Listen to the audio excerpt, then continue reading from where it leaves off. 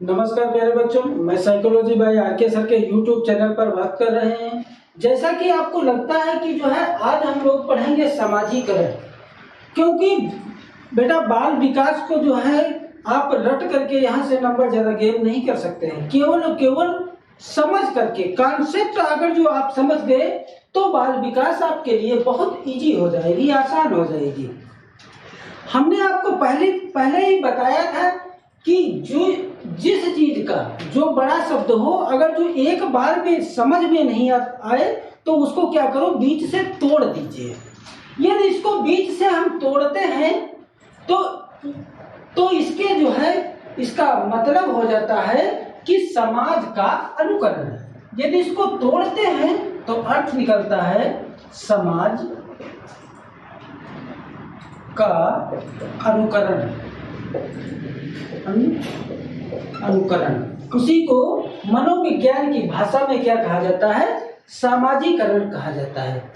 अब बालक जो होता है वो एक सामाजिक या असामाजिक प्राणी होता है, क्योंकि जन्म के समय बालक ना तो सामाजिक होता है और ना ही असामाजिक होता है, क्योंकि बालक जो है समाज से ही बहुत चीजें सीखता है। बालक समाज से भाषा, संस्कृति,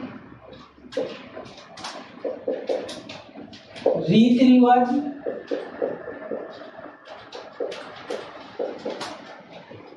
समाज जो है बालक जो है समाज से ही भाषा, संस्कृति, रीति रिवाज, विश्वास, मूल्य आदि जो है सीखता है। उसी को जो है कहा जाता है समाजीकरण। यानी बालक का समाज से विश्वास सीखता है, भाषा सीखता है, संस्कृति सीखता है, रीति रिवाज सीखता है, समाज से ही मूल्य सीखता है, और उसी को समाज से सीख करके वो जो है समाज के अनुसार अनुकूलित कर लेता है, अपने आप को जो है समायोजित करता है समाज में। उसी को जो है मनोविज्ञान की भाषा में क्या कहा गया है, सामाजीकरण कहा गया है। अब एक दो प्रश्न भी यहाँ से किस प्रकार से बनते हैं उनकी हम लोग जो चर्चा करेंगे। यदि आपसे प्रश्न पूछा जाए कि बालक के समाजीकरण की प्रथम पाठशाला क्या है, बालक के समाजीकरण की प्रथम पाठशाला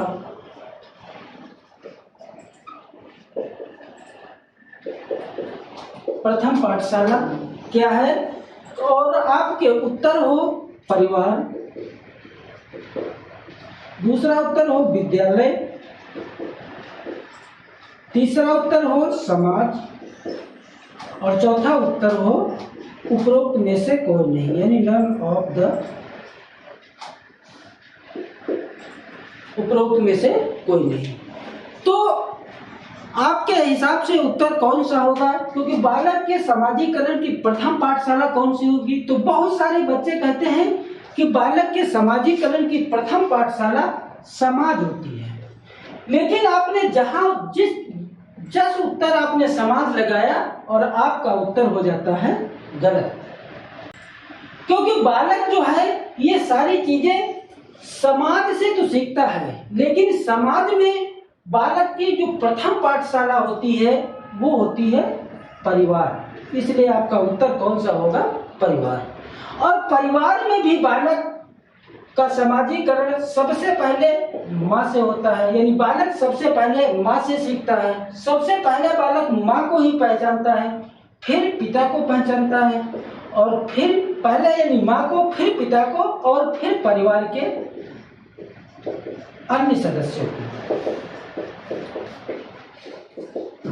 अन्य सदस्यों को पहचानता है।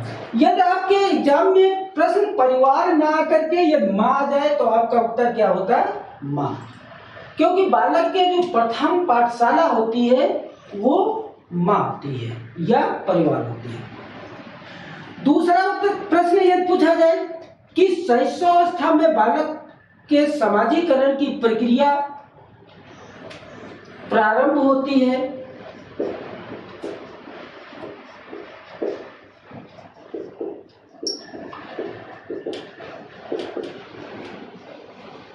शैशवावस्था में बालक के सामाजिकरण की प्रक्रिया प्रारंभ होती है।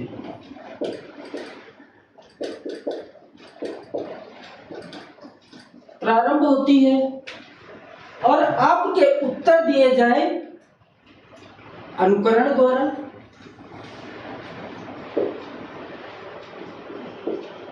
अनुकरण द्वारा, दूसरा उत्तर हो सहयोग द्वारा, तीसरा उत्तर हो दोनों और चौथा उत्तर हो कोई नहीं, यानी उपरोक्त में से कोई नहीं। तो आपने देखा कि बालक के जो है शैशवावस्था में जो समाजीकरण की प्रक्रिया प्रारंभ होती है वो अनुकरण के द्वारा होती है, यानी बालक समाज से सीखता है, अनुकरण द्वारा होती है। और दूसरा ऑप्शन है सहयोग, यानी बालक की सहयोग के द्वारा भी जो है सीखता है। इसलिए आपका ऑप्शन ना तो ए होगा और ना ही बी होगा, आपका ऑप्शन सी होगा, यानी दोनों प्रकार से बालक का समाजीकरण होता है। यहाँ तक समझ में आया? यदि यहाँ तक समझ में आया तो अब हम लोग जो है आगे देखते हैं कि समाजीकरण का अर्थ क्या होता है।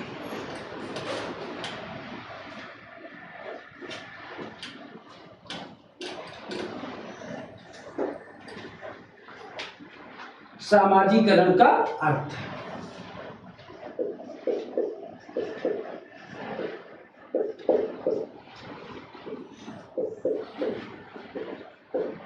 समाजीकरण का अर्थ।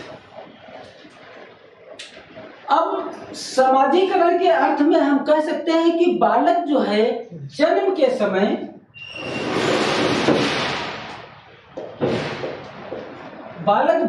समय सामाजिक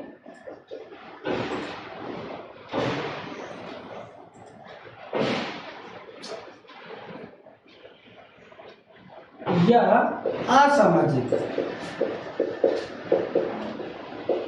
यानी बालक जन्म के समय सामाजिक या असामाजिक नहीं होता है,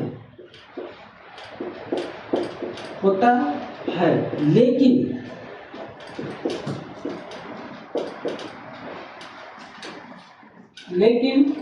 समाज में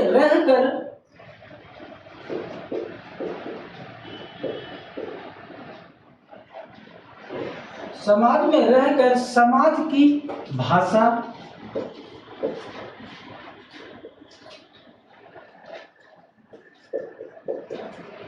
रीति रिवाज, सांस्कृतिक भाषा, रीति रिवाज, सांस्कृतिक या विश्वास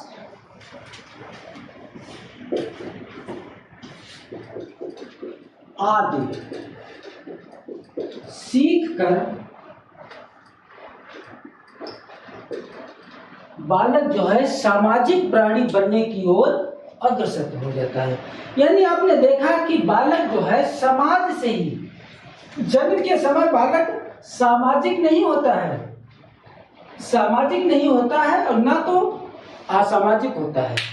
यानी हम कह नहीं सकते हैं कि बालक सामाजिक है या असामाजिक है, लेकिन बालक समाज में रह करके समाज की भाषा, रीति रिवाज, सांस्कृतिक विश्वास, मूल्य आदि सीखता है और सीख करके बालक स्वयं को अनुकूलित करता है और समाज के अनुसार अपने आप को ढाल लेता है, समाज के अनुसार जो है व्यवहार करने लगता है।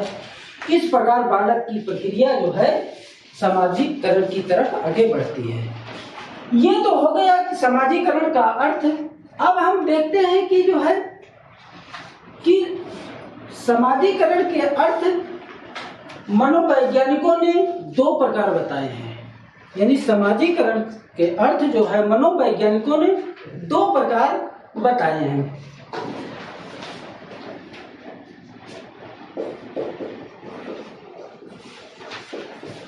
समाजीकरण दो प्रकार की प्रक्रिया है। वो दो प्रकार की कौन कौन सी प्रक्रिया है उसको हम लोग जो है समझने की कोशिश करते हैं। तो पहली प्रक्रिया है उसको हम प्राथमिक सामाजिकरण कहते हैं।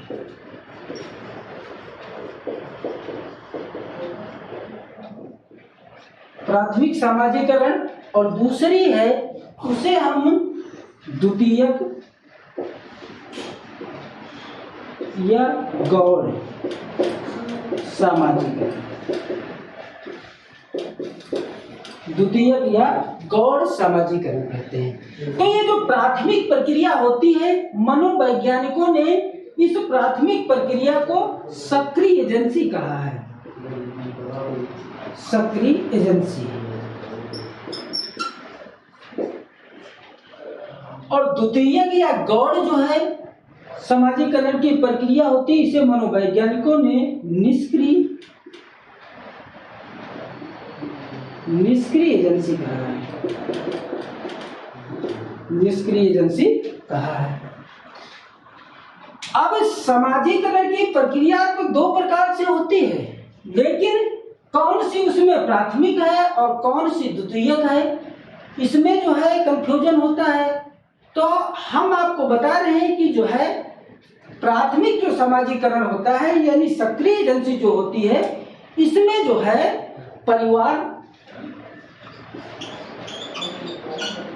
परिवार होता है, दूसरा दोस्त होते हैं, तीसरा विद्यालय होता है, चौथा मित्र होते हैं, पांचवा पास पड़ोस। ये सामाजिकरण की प्राथमिक एजेंसी है या प्राथमिक प्रक्रिया है। तो ये जो प्राथमिक प्रक्रिया है, इसका बालक पर प्रत्यक्ष प्रभाव पड़ता है।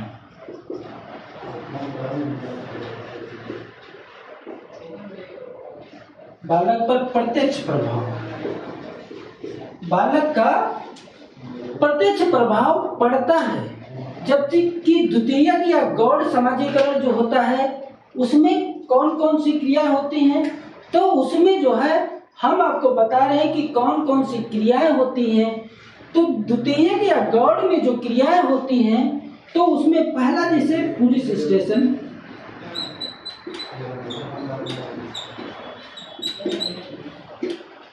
रेलवे, एयरपोर्ट,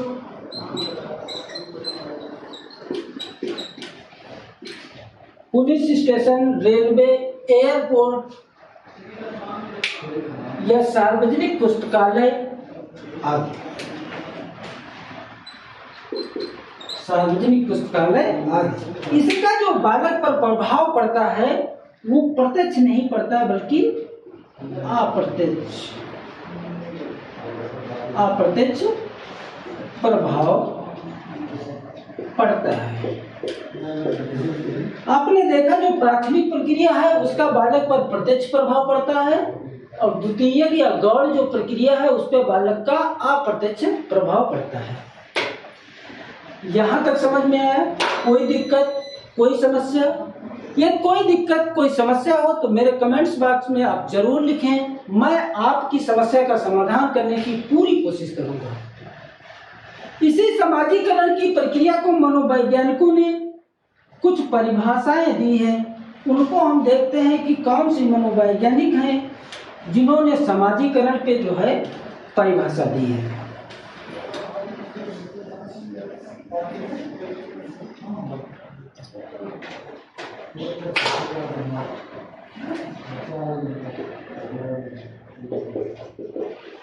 परिभाषा, पहली परिभाषा है जेम्स ड्रेबर की।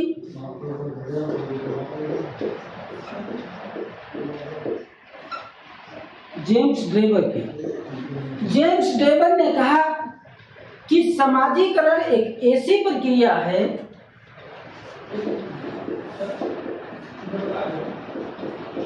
सामाजिकरण एक ऐसी प्रक्रिया है जिसके द्वारा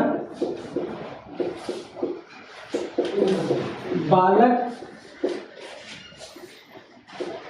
स्वयं का, सामाजिकरण एक ऐसी प्रक्रिया है जिसके द्वारा बालक स्वयं का समाज के साथ, या हम कह सकते हैं स्वयं को समाज के साथ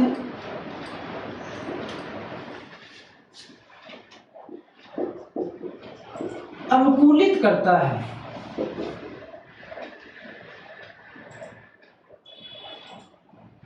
समाज के साथ अनुकूलित करता है और उसी से बालक सामाजिक प्राणी बनता है।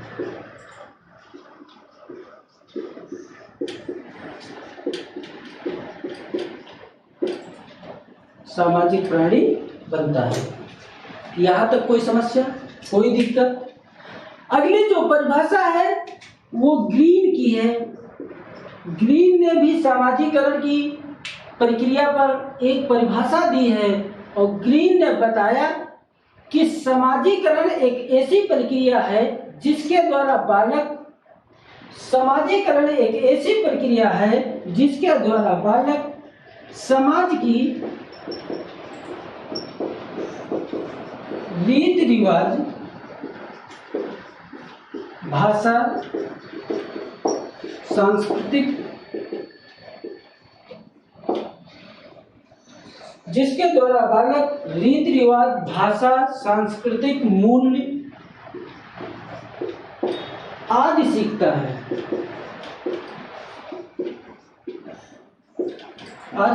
है, और इसी के द्वारा बालक एक सामाजिक प्राणी बनता है। यहाँ तक समस्या?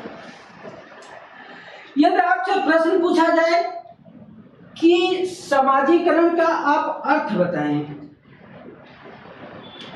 समाजीकरण का अर्थ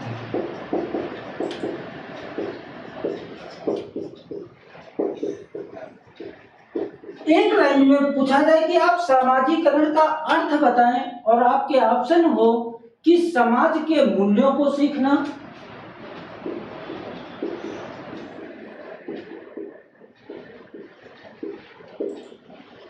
समाज के मूल्यों को सीखना। दूसरा आपका ऑप्शन हो कि समाज के साथ स्वयं को समायोजित करना,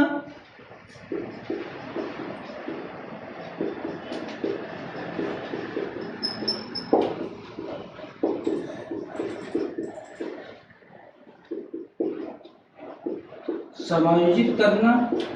तीसरा ऑप्शन हो दोनों, और चौथा ऑप्शन हो कोई नहीं। तो आपने देखा, यदि प्रश्न पूछा जाए कि समाजीकरण का अर्थ क्या है, तो बालक समाज से ही क्या सीखता है? समाज से ही बालक मूल्य को भी सीखता है। बालक समाज के साथ मूल्यों को सीख करके, एकत्र करके, उसी के अनुसार अपने आप को समायोजित भी करता है, उसी के अनुसार कार्य करता है, जो कार्य समाज स्वीकार करता है उस। तो आपका ऑप्शन कौन सा होगा? उपरोक्त दोनों, क्योंकि बालक समाज से ही सब कुछ सीखता है। जैसे मनोवैज्ञानिकों ने कहा कि बालक एक जो है जन्म के समय जो है बालक सामाजिक या असामाजिक नहीं होता है, लेकिन समाज से ही तो सब कुछ सीखता है। समाज की भाषा, रीति रिवाज, कल्चर सीख करके और अपने आप को अनुकूलित करता है, वही जो है क्या है? सामाजिक प्रक्रिया है। क्योंकि आपने देखा कि जो है जन्म के बाद बालक को जो कुछ भी मिलता है, घर परिवार, विद्यालय, पास पड़ोस, भाषा, रीति रिवाज, ये सब क्या है? ये जो है वातावरण है या पर्यावरण है। क्योंकि इसी वातावरण के द्वारा जो है बालक सब कुछ सीख करके अपने आप को ढाल लेता है, अपने आप को समायोजित करता है, उसी प्रकार बालक का समाजीकरण होता है। अब जो हम लोग पढ़ते हैं कि जो है ये समाजीकरण की प्रक्रिया किन किन अवस्थाओं में किस प्रकार होती है। तो समाजीकरण की प्रक्रिया किस प्रकार होती है और किन अवस्थाओं में, तो आपको पहले बता चुके हैं कि जो है बाल विकास का मतलब होता है, बाल माने बालक और विकास माने यानी परिवर्तन। बालक में परिवर्तन बाल शब्द ये जो है अवस्थाओं को इंगित करता है, जबकि विकास ये परिवर्तन का सूचक है। वो परिवर्तन कैसे भी हो, अच्छे हो, बुरे हो, कम हो, ज्यादा हो, सही हो, गलत हो, किसी प्रकार का जो है परिवर्तन को हम क्या कहते हैं, विकास कहते हैं।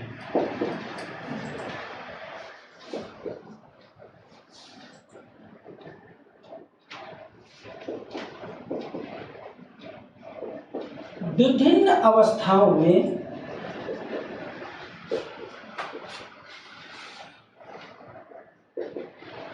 बालक का सामाजिकरण। तो अवस्थाएं कौन कौन सी थी, आपको बताए थे कि शैशवावस्था कौन कौन सी थी, शैशवावस्था,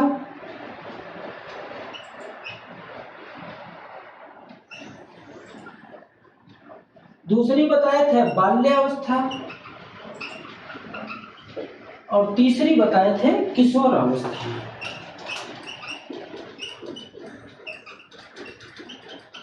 किशोरावस्था हमने आपको यह भी बताया था कि जो शैशवावस्था की उम्र मनोवैज्ञानिकों ने मानी है, वो मानी है 0 से या जन्म से लेकर के 6 वर्ष। ये उम्र किसकी है, तो शैशवावस्था की। बाल्यावस्था की जो उम्र मनोवैज्ञानिकों ने बताई है वो 6 से 12 वर्ष बताई है, और किशोरावस्था की जो मनोवैज्ञानिकों ने उम्र बताई है वो 12 से 18 वर्ष बताई है। अब हम इन तीनों अवस्थाओं में देखते हैं कि बालक का समाजीकरण किस प्रकार होता है। बालक का समाजीकरण किस प्रकार होता है, तीनों अवस्थाओं में अलग अलग पढ़ेंगे कि किस प्रकार बालक का समाजीकरण होता है। पहला पॉइंट आप लिखिए शैशवावस्था में। तो शैशवावस्था में पहला पॉइंट यह है कि तीसरे माह के जो बालक होते हैं उनमें समाजीकरण की प्रक्रिया प्रारंभ होती है।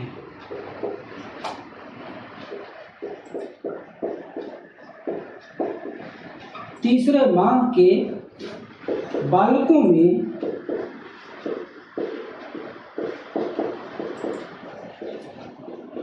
समाजीकरण की प्रक्रिया प्रारंभ होती है। प्रारंभ होती है, लेकिन जो है क्या होता है, यहाँ तीसरे माह में बालक के समाजीकरण की प्रक्रिया प्रारंभ तो होती है लेकिन प्रदर्शित नहीं होती है। पहले माह में ये पूछे तो पहले माह में बालक केवल रोता है। रोना कहाँ से होता है, प्रथम माह में। लेकिन यदि पूछे कि द्वितीय माह में, तो द्वितीय माह में बालक केवल बलबलाता है। लेकिन तीसरे माह में बालक जो है समाजीकरण की प्रक्रिया प्रारंभ होती है, जैसे मुस्कुराना ये जो है बालक प्रदर्शित करने लगता है। यदि बालक के सामने आप खड़े होंगे और उसके सामने आप मुस्कुराएंगे तो जो है बालक भी जो है मुस्कुराने की कोशिश करती है। तीसरे महीने में जो है समाजीकरण की प्रक्रिया प्रारंभ होती है। लेकिन मनोवैज्ञानिकों ने कहा कि जो है किसी किताब में 6 से 7 या किसी किताब में 7 से 8 माह में बालक में समाजीकरण की प्रक्रिया प्रदर्शित होती है।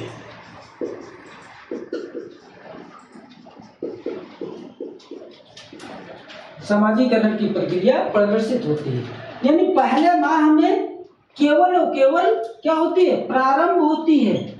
लेकिन 7वें 8वें माह में क्या होती है, वो प्रदर्शित होती है। अगला पॉइंट है कि शैशवावस्था में समाजीकरण का साधन पूछा जाए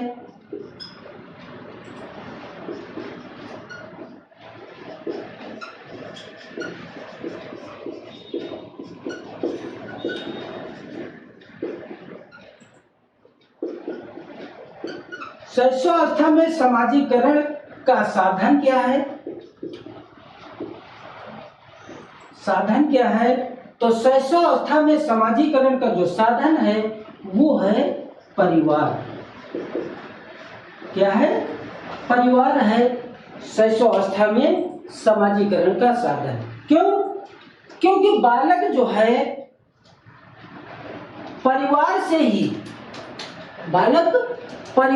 ही भाषा, रीति रिवाज, संस्कृति, कल्चर आदि जो है परिवार से ही सीखता है। इसलिए शैशवावस्था में समाजीकरण की अगर जो पूछा जाए कि जो है प्रक्रिया का प्रमुख साधन कौन है, या पूछा जाए प्रमुख साधन कौन है, तो केवल और केवल क्या है?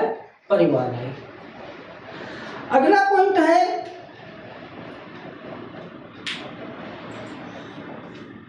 अब बालक आपने देखा कि जो है शैशवावस्था की प्रक्रिया क्या बताया? परिवार बताया है। लेकिन प्रश्न बनता है क्यों, कैसे?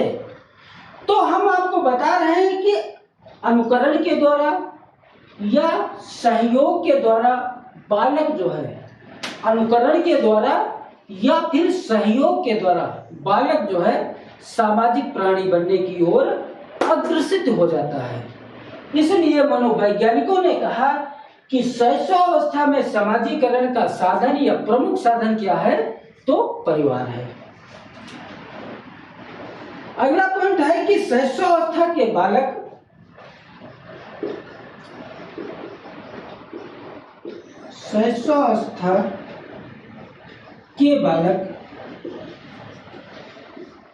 शैशवावस्था के बालक आत्मवाक प्रदर्शित करते हैं। आत्मवाक प्रदर्शित करते हैं।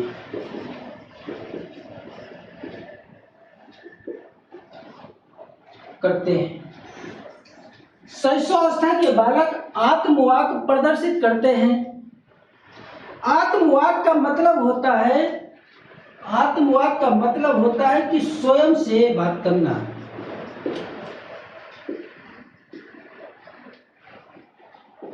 आत्मवाक का मतलब है कि स्वयं से बात करना। आपने देखा कि बालक स्वयं से बात क्यों करते हैं? क्योंकि आपने देखा कि ये बालक कमरे में खेल रहे होंगे और आप अचानक पहुंच गए, तो वो तेज तेज पढ़ने लगते हैं या तेज तेज गाने लगते हैं। वो ऐसी आवाज करते हैं, ऐसा कुछ करते हैं जिससे जो है आपका ध्यान बालक की ओर आकर्षित हो।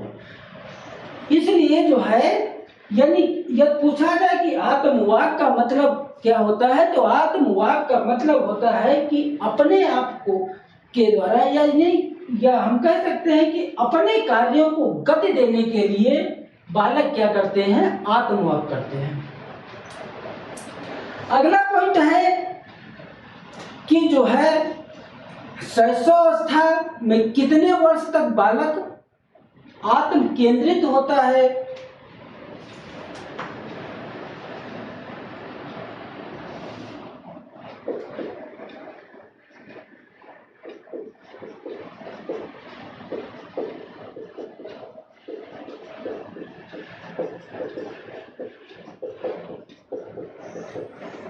शैशवावस्था में कितने वर्ष का बालक आत्म केंद्रित होता है?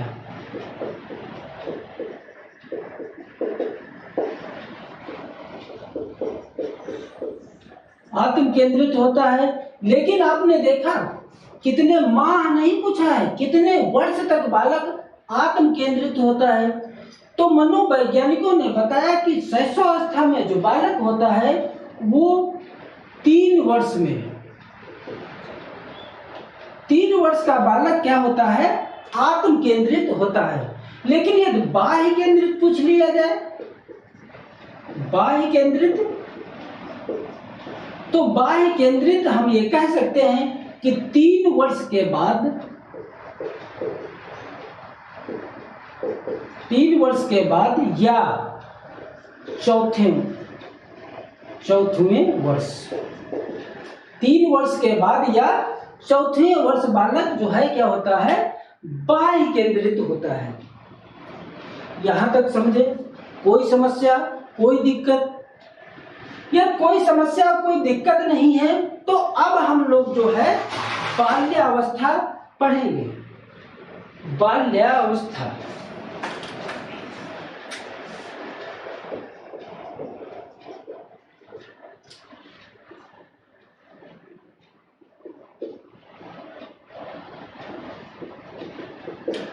बाल्यावस्था। बाल्यावस्था जो है समाजीकरण की दृष्टि से सबसे महत्वपूर्ण अवस्था है।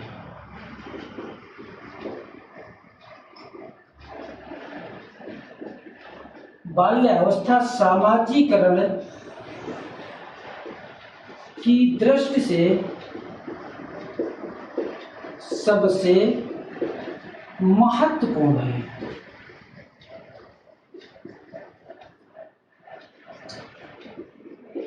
बाल्यावस्था समाजीकरण की दृष्टि से सबसे महत्वपूर्ण है। दूसरा पॉइंट लिखिए कि यह पूछा जाए कि बाल्यावस्था में समाजीकरण, बाल्यावस्था में समाजीकरण का साधन क्या है?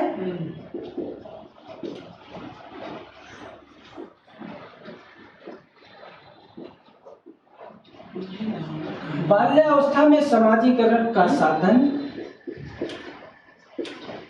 समाजीकरण का साधन क्या है? तो परिवार प्लस विद्यालय।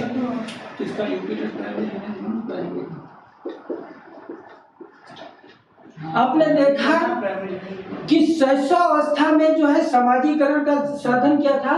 परिवार। लेकिन बाल्यावस्था में समाजीकरण का साधन क्या है?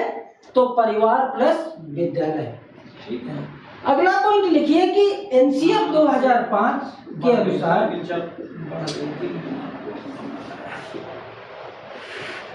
एनसीएफ 2005 के अनुसार ये पूछा जाए कि समाजीकरण का प्रमुख साधन क्या है?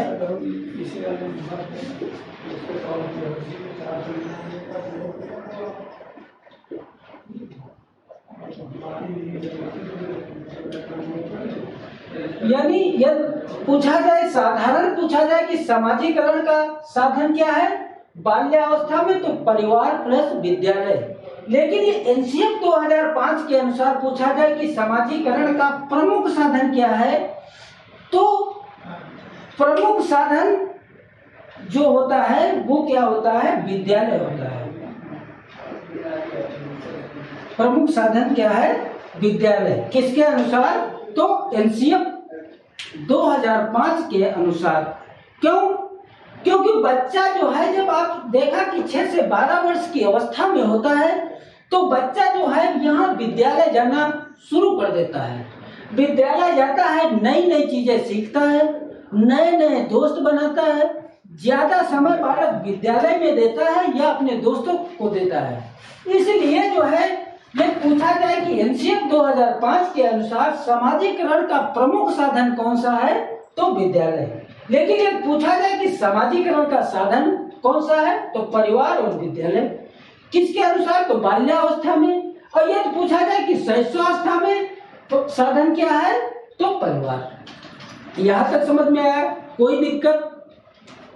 अगला पॉइंट लिखिए कि एनसीएफ 2005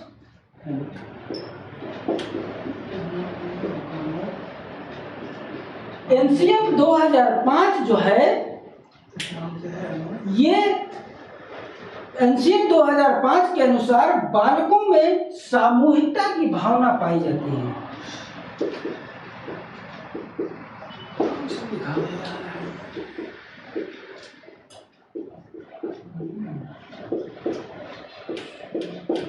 एनसीएफ 2005 के अनुसार बालकों में सामूहिकता की भावना पाई जाती है।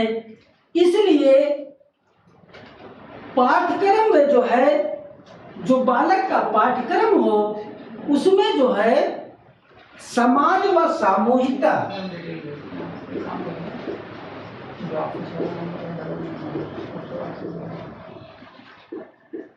समाज व सामूहिकता के पाठों को जो है सम्मिलित करना चाहिए, क्योंकि इसके भी द्वारा जो है बालक का समाजीकरण होता है।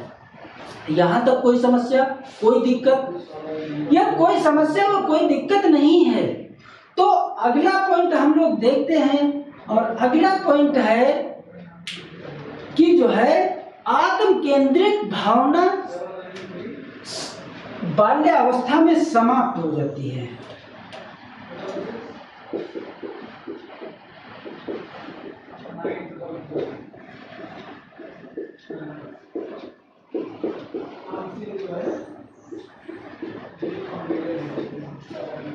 यानी आत्म केंद्रित भावना प्रारंभ कहाँ होती थी? तो शैशवावस्था में। लेकिन बाल्यावस्था में क्या होता है? आत्म केंद्रित भावना का समापन हो जाता है, या हम कह सकते हैं समाप्त हो जाती है। और बालक, अगला पॉइंट लिखिए कि जो है बालक में सहानुभूति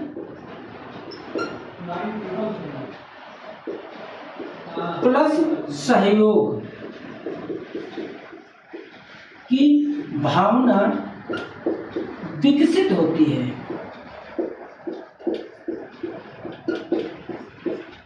यानी बालक में जो है बाल्यावस्था में आत्म केंद्रिता की भावना समाप्त हो जाती है तथा सहानुभूति तथा सहयोग की भावना विकसित हो जाती है।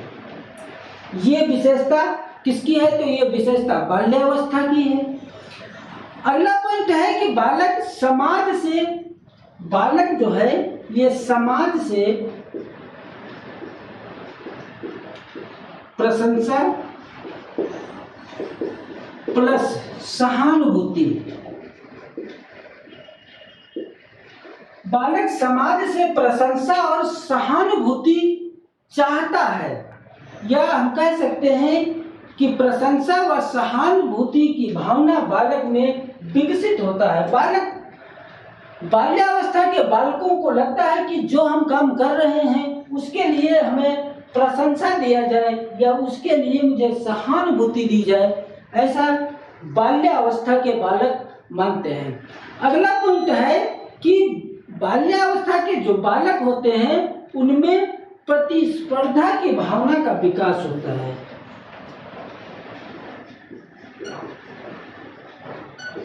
प्रतिस्पर्धा की भावना का विकास।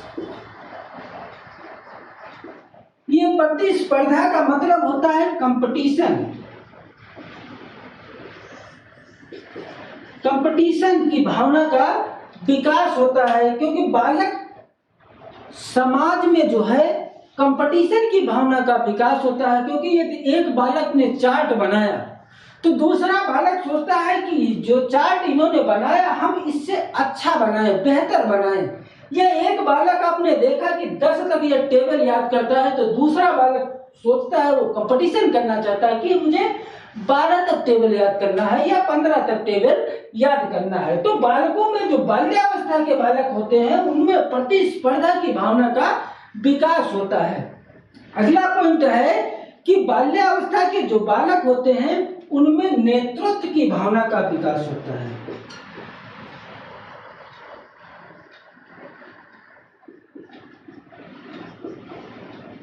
बाल्यावस्था के बालक जो होते हैं उनमें नेतृत्व की भावना का विकास होता है। इस प्रकार हम लोगों ने बाल्यावस्था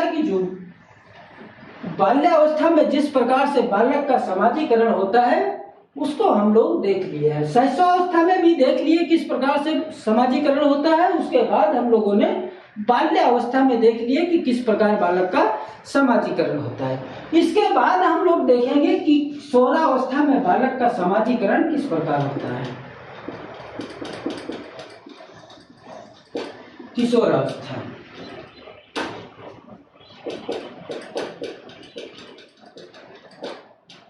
किशोरावस्था में बालक का समाजीकरण किस प्रकार होता है।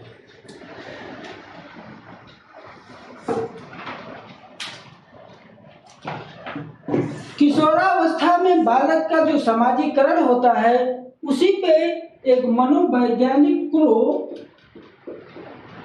क्रो ने परिभाषा दी है। क्रो ने कहा कि जब कोई बालक इस अवस्था में प्रवेश करता है तो वो बालक दूसरे के प्रति स्वयं और उसके प्रति दूसरे लोग, यानी दूसरे के प्रति स्वयं तथा उसके प्रति दूसरों के बारे में कुछ समझ या हम कहें कि कुछ दृष्टिकोण विकसित करता है, और जिससे बालक का सामाजिकरण की प्रक्रिया जो है प्रारंभ हो जाती है। यानी क्रो ने कहा कि जो है बालक के प्रति दूसरे और दूसरों के प्रति बालक का जो दृष्टिकोण विकसित होता है, या हम कहें कि समझ का जो विकास होता है, और उसी समझ या दृष्टिकोण के द्वारा बालक का धीरे धीरे सामाजिकरण की प्रक्रिया प्रारंभ हो जाती है। सामाजिकरण की प्रक्रिया में यदि पूछा जाए कि किशोरावस्था में बालक में जो सामाजिकरण की प्रक्रिया का साधन क्या है,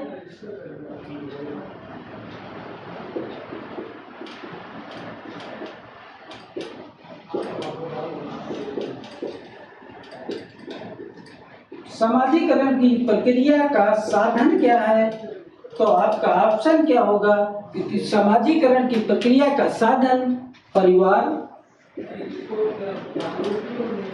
प्लस विद्यालय, परिवार प्लस विद्यालय या समाज। यानी आपने देखा कि शैशवावस्था में सामाजिकरण क्या था, परिवार। बाल्यावस्था में सामाजिकरण क्या हुआ, परिवार प्लस विद्यालय। और किशोरावस्था में सामाजिकरण क्या हुआ, तो परिवार, विद्यालय और समाज। आप तीनों चीजों को एक साथ यहीं पर देख लीजिए। किसी भी प्रकार का कंफ्यूजन हो तो आप जो है कमेंट्स बॉक्स में जरूर बताएं, क्योंकि जो है बाल विकास को केवल और केवल आप समझ करके ही जो है यहाँ से अच्छे नंबर गेम कर सकते हैं। अगला पॉइंट है, ये पूछा जाए कि एनसीएफ 2005 के अनुसार समाजीकरण के प्रमुख साधन कौन से हैं। एनसीएफ 2005 के अनुसार समाजीकरण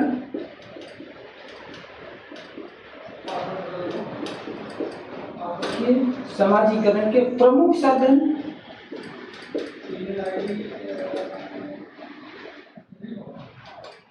साधन क्या हैं, तो जो है धर्म प्लस व्यवसाय प्लस मीडिया, धर्म व्यवसाय प्लस मीडिया और क्या प्लस मित्र, ये जो है एनसीएफ 2005 के अनुसार प्रमुख साधन है। ये पूछा जाए कि किशोरावस्था में समाजीकरण के साधन कौन से हैं, तो परिवार, विद्यालय व समाज। ये पूछा जाए कि एनसीएफ 2005 के अनुसार समाजीकरण के जो है प्रमुख साधन कौन से हैं, तो धर्म की शिक्षा बालक को देना चाहिए, व्यवसाय की शिक्षा देना चाहिए, मित्रों के विषय में शिक्षा देना चाहिए और मीडिया के भी विषय में शिक्षा देना चाहिए। ये जो है साधन क्या है, समाजीकरण के प्रमुख आधार हैं, या हम कह सकते हैं कि प्रमुख साधन है या प्रमुख आधार है।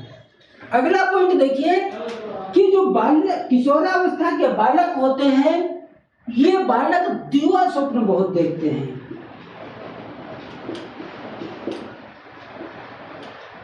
बालक क्या होते हैं, दिवा स्वप्न देखते हैं, या हम कहते हैं कि बालक दिवा स्वप्न में जो है खोया रहता है। क्योंकि बालक जो है सपने तो बहुत देखता है कि मैं आईएएस बनूंगा, मैं पीसीएस बन जाऊंगा, मैं डीएम बनूंगा, या जो है मैं नेता बनूंगा, विधायक बनूंगा, या सांसद बनूंगा, या प्रधानमंत्री बनूंगा, या पीएम बनूंगा, या मुख्यमंत्री बनूंगा। बालक किशोरावस्था के बालक सोचते बहुत हैं, बहुत सपने देखते हैं, लेकिन वो उतने जितने सपने देखते हैं उतने प्राप्त नहीं होते हैं। तो बालक दिवा स्वप्न देखता है, यानी काल्पनिक दुनिया में जो है बालक खोया रहता है, बहुत अजीब अजीब से सपने बालक देखता है। इसलिए मनोवैज्ञानिकों ने कहा कि जो किशोरावस्था के बालक होते हैं वो दिवा स्वप्न में खोए रहते हैं। अगला पॉइंट देखिए, अगला पॉइंट है कि जो किशोरावस्था के बालक होते हैं इनको जो है व्यवसाय की चिंता होने लगती है।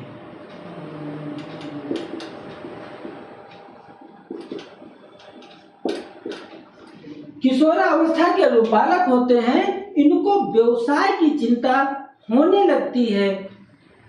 अब जब व्यवसाय की चिंता होने लगती है तो बालकों की जो सीखने की गति होती है वो कम हो जाती है, या हम कहते हैं मंद हो जाती है। और जब उनके सीखने की गति कम हो जाती है, मंद हो जाती है, या हम कहें कि स्थिर लगभग हो जाती है, तो बालकों में सीखने का क्या बनता है? पठार बनता है। आपने देखा कि सीखने का पठार कैसे बनता है? तो सीखने का पठार जैसे आपने जिस तेजी से सीख रहे थे, किसी काम को सीख रहे थे, बहुत तेजी के साथ आप क्या कर रहे थे? सीख रहे थे। लेकिन एक स्थिति ऐसी आती है कि जब आपके सीखने की गति में कोई परिवर्तन नहीं होता है और धीरे धीरे कम होने लगता है, यानी सीखने की गति में जो कमी आती है। लेकिन जब यहाँ पे आप देखें कि किसी भी प्रकार का परिवर्तन नहीं हुआ, जब बालक मेहनत तो करता है लेकिन कोई भी परिवर्तन नहीं होता है, तो उसे जो है मनोविज्ञान की भाषा में सीखने का पठार कहा जाता है।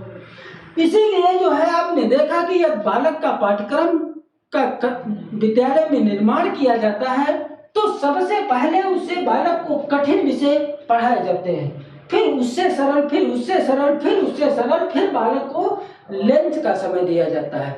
बालक थोड़ी देर लंच करता है, थोड़ी देर रेस्ट कर लेता है, सहता लेता है, तो जो है उसके सीखने की गति यहाँ पे जब पठार बनने लगता है तब बालक को लंच दे दिया जाता है। और जब थोड़ी देर बालक रेस्ट कर लेता है, आराम कर लेता है, खा पी लेता है, तब उसके सीखने की गति जो है क्या हो जाती है? पुनः तीव्र हो जाती है। इस प्रकार जो है सीखने का पठार बनता है। यानी किशोरावस्था के जो बालक होते हैं उनको व्यवसाय की चिंता होने लगती है, और जब व्यवसाय की चिंता बालकों को होने लगती है तो उनके सीखने की गति में कमी आ जाती है, स्थिरता हो जाती है। और जब स्थिरता आ जाती है तो वहीं पर बालकों में सीखने का पठार बनने लगता है। अगला पॉइंट है कि जो किशोरावस्था के बालक होते हैं, किशोरावस्था के बालक ये मित्र बनाते हैं। मित्र, किशोरावस्था के बालक मित्र बनाना या समाज के साथ समायोजित करना।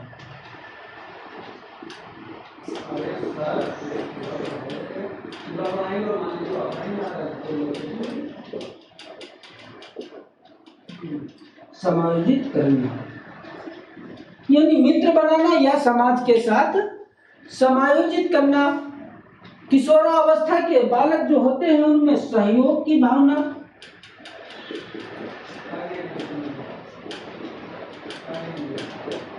सहयोग की भावना और जो है सांस्कृतिक पर भी जो है विश्वास करने लगते हैं।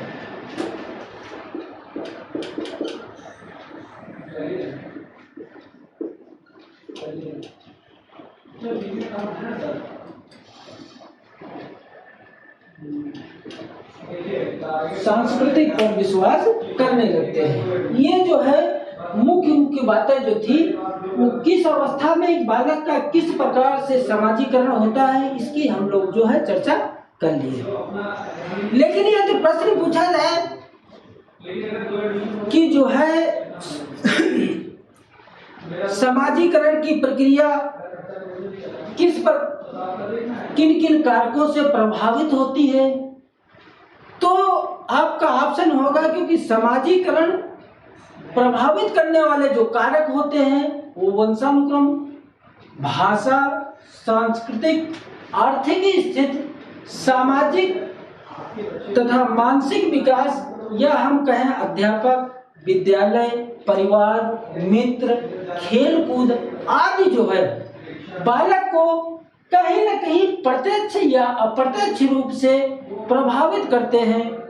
तो इसलिए जो है समाजीकरण की प्रक्रिया को प्रभावित करने वाले जो कारक होते हैं वो बहुत से हैं। कौन कौन से? वंशानुक्रम, वातावरण, सांस्कृतिक, मानसिक तथा शारीरिक स्थिति, आर्थिक स्थिति, खेल कूद, वातावरण, विद्यालय, परिवार, मित्र, पास पड़ोस या अध्यापक, ये सब जो है बालक को प्रत्यक्ष या अप्रत्यक्ष रूप से प्रभावित करते हैं।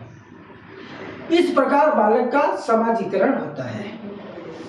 अब जो हम लोग इसके बाद जो नेक्स्ट वीडियो बनाएंगे उसमें जो है कुछ मनोवैज्ञानिकों ने समाजीकरण के कुछ सिद्धांत प्रतिपादित किए हैं, तो उन सिद्धांतों पे चर्चा करेंगे। आई होप आपको ये मेरा वीडियो पसंद आए तो इसे लाइक शेयर सब्सक्राइब अवश्य करें। Thanks a lot for watching this session. Thank you.